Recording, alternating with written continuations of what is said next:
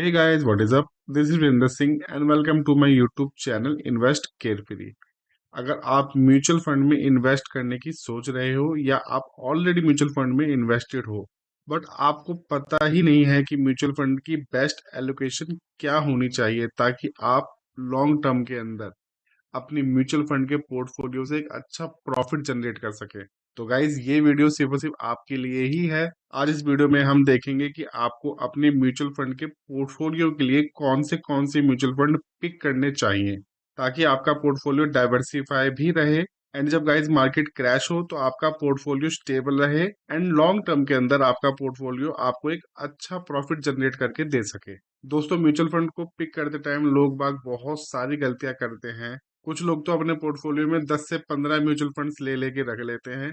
किसी की एसआईपी 200 होती है, किसी की 500 होती है। उन लोगों को तो ये भी नहीं पता होता कि इस टाइम पे किस म्यूचुअल फंड की एसआईपी एक्टिव है एंड किसकी नहीं। ना ही उनको ये पता होता कि वो किस म्यूचुअल फंड में कितना परसेंट अमाउंट इन्वेस्ट कर रहे हैं एंड किस म्यूचुअल फंड से उनको अच्छा ग्रोथ मिल रहा है। एंड इसके अलावा जो दूसरी गलती होती है वो होती है उन लोगों से जो कि म्यूचुअल फंड तो 3 4 या 5 6 ही पिक करते हैं बट उनके सारे म्यूचुअल फंड सिमिलर ही होते हैं।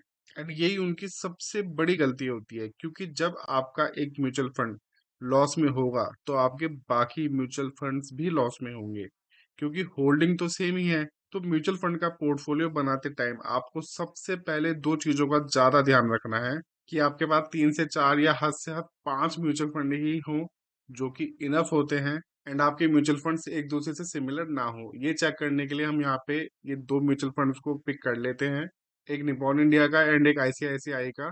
तो यहाँ पे हम इस निपॉन इंडिया के म्यूचुअल फंड पे नीचे स्क्रॉल डाउन करेंगे। यहाँ पे इसकी एनएवी दिखा रहा है, इसकी रेटिंग दिखा रहा है बट हमें ये सब नहीं देखना। हमें देखनी है इसकी होल्डिंग्स। अब यहाँ पे आप जैसे कि देख पा रहे हैं इसकी टॉप 10 होल्डिंग यहाँ पे आपको शो हो रही है। HDFC, ICICI, Reliance, axis and so on. अब हमें अपने दूसरे म्यूचुअल फंड के अंदर भी उसकी होल्डिंग्स चेक करनी होगी। जैसे कि हम यहाँ पे क्लिक करते हैं, ये हमारा दूसरा म्यूचुअल फंड ओपन हो चुका है ICICI का। यहाँ पे हम नीचे स्क्रॉल डाउन करेंगे एंड यहाँ पे होल्डिंग सारी हम यहाँ पे 1 मिनट के लिए देखेंगे क्या इस म्यूचुअल फंड की टॉप 10 होल्डिंग हमारे दूसरे म्यूचुअल फंड से मैच कर रही है या नहीं कर रही। एंड यहाँ पे क्लियरली आपको दिख रहा होगा ये दोनों होल्डिंग्स मैच कर रही हैं। निपॉन के अंदर भी HDFC, ICICI, रिलायंस टॉप 3 के अंदर आ रहा है एंड ICICI के अंदर भी ये टॉप 3 के अंदर आ ही रहे हैं। तो गाइज आपका कोई भी फायदा नहीं है अगर आप इन दोनों म्यूचुअल फंड के अंदर इन्वेस्ट करेंगे। अगर एक म्यूचुअल फंड डाउन जाएगा तो दूसरा भी डाउन जाएगा, अगर एक म्यूचुअल फंड पंप करेगा तो दूसरा भी पंप करेगा। इससे अच्छा तो है आप एक ही म्यूचुअल फंड को पिक करें एंड दोनों की एसआईपी, दोनों का अमाउंट आप एक ही जगह डालते रहें।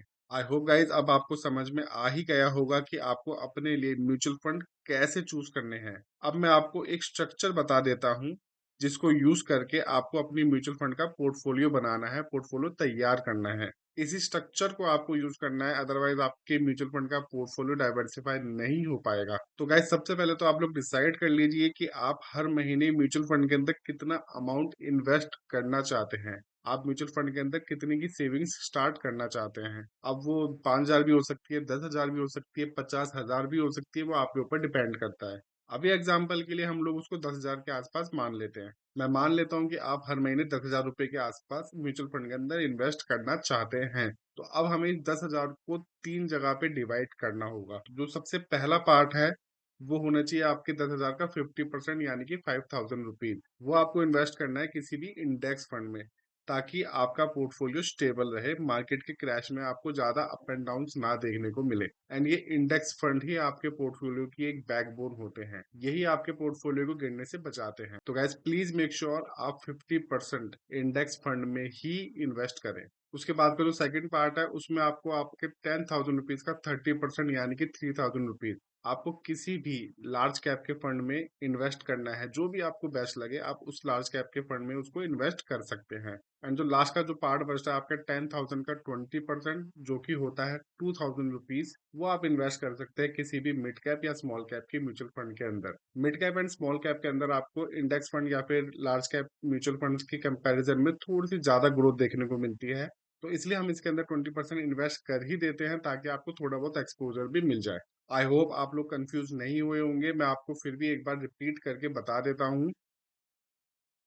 50% index fund, 30% large cap fund and 20% last का बचा हुआ 20% मिड कैप या फिर स्मॉल कैप फंड।